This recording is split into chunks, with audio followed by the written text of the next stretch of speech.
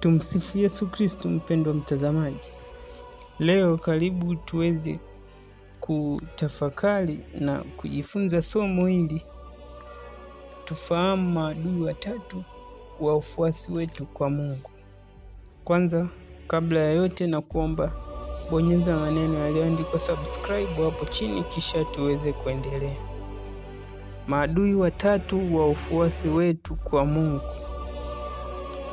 Mpendwa mtazamaji, tukumbuke kuwa Mungu ametuweka duniani kusudi tumjue, tumpende, tumtumikie na mwisho tufike kwake mbinguni. Mwanadamu anapokengeuka kwa sababu ya dhambi, huwa anajaribu kuyapindua mawazo haya, anamuondoa Mungu katika nafasi yake halisi na mwisho hujitenga naye. Yeye hujiona kuwa amefanikiwa na yupo huru kabisa. Kwa kusikiliza sauti ya Ibilisi, hutafuta nafasi ya kujilinganisha na Mungu, lakini mwisho wake ni kuitengeneza jamii ya wanadamu yenye machungu na taabu nyingi. Mpendwa mtazamaji, jambo la furaha kwetu ni kutokuharibiwa kabisa hadhi yetu ya kuwa wana wa Mungu. Sauti ya Mungu husalia bado ndani mwetu na daima hutualika kumrudia Mungu kusudi tuipate furaha ya kweli. Huu ndio wito tunaopewa katika majira ya Kwaresma, majira ambayo tumeanza siku chache zilizopita. Kusikiliza sauti ya Mungu na kufanya toba na kurudi tena kwake. Bwana wetu Yesu Kristo ametuonyesha namna ya kupambana na inavyowezekana kupambana na maadui watatu wa kiroho ambao ni chakula, mali na madaraka au nguvu, ambao hututoa kabisa katika ufuasi amini kwa Mwenyezi Mungu. Ibilisi alimkengeusha mwanadamu na kuipindua kabisa nia njema ya uumbaji. Bila shaka anamwangalia mwanadamu huyu aliyeumbwa kwa mfano na sura ya Mungu, akimtofautisha na viumbe wengine. Mwanadamu amejaliwa utashi na uhuru wa kuchagua. Wivu na husuda ya Ibilisi ilikusudia kumtoa mwanadamu katika uzuri huu.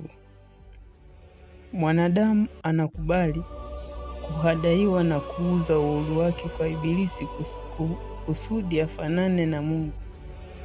Ushawishi wa mwovu Shetani unamwandaa na kuisahau nafasi yake kama kiumbe na hivyo kujiweka katika nafasi ya muumbaji. Mpendwa mtazamaji, tunaona mzizi wa dhambi kuwa ni pale mimi na wewe tunapopingana na sauti ya Mungu na kutaka kutekeleza yale tunayotamani na kushawishiwa na viumbe wenzetu. Uwepo wa huu wa uovu katika historia ya mwanadamu unapata mwarobaini wake katika Kristo. Kristo hamsikilizi Shetani bali anasikiliza neno la Mungu. Baada ya mfungo, kula si tendo ovu.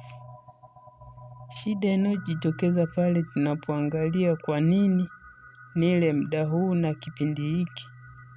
Je, nini kinanisukuma kula? Namna nyingine ambayo Kristo anatufundisha ni majaribu juu ya ulinzi wa Mungu.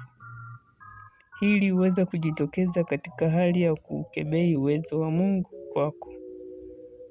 Mwanadamu yupo katika kutafuta miujiza na mambo ya ajabu. Kristo anapambana na hali hii kwa kutuonyesha utegemezi thabiti kwa Mungu bila kumjaribu kama ni kweli au la kwamba anaweza kumlinda. 3. Kristo anatupatia funzo katika kishawishi cha utegemezi wa mali na madaraka ya kidunia. Kishawishi hiki hutuadaa sana wanadamu kiasi cha kuvigeuza hivi vitu kuwa ni miungu yetu.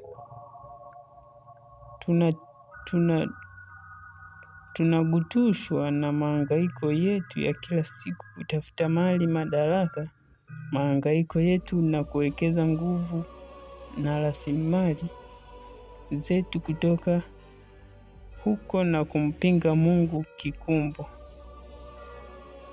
Kristo anatufundisha njia ya ushindi haupatikani kwa kuinua daima macho yetu, bali unapatikana kuinua macho yetu kwa kumwelekea Mungu na kuisikiliza sauti yake.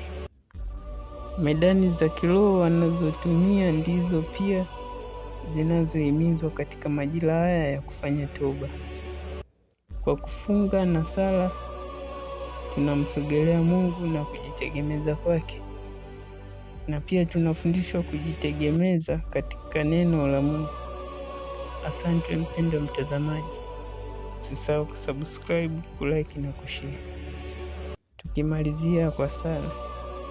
Ee Mungu Mwenyezi, tunakushukuru kwa kipindi hiki cha Kwaresma, kipindi ambacho unatuthibitishia upendo wako usiozimishwa na dhambi.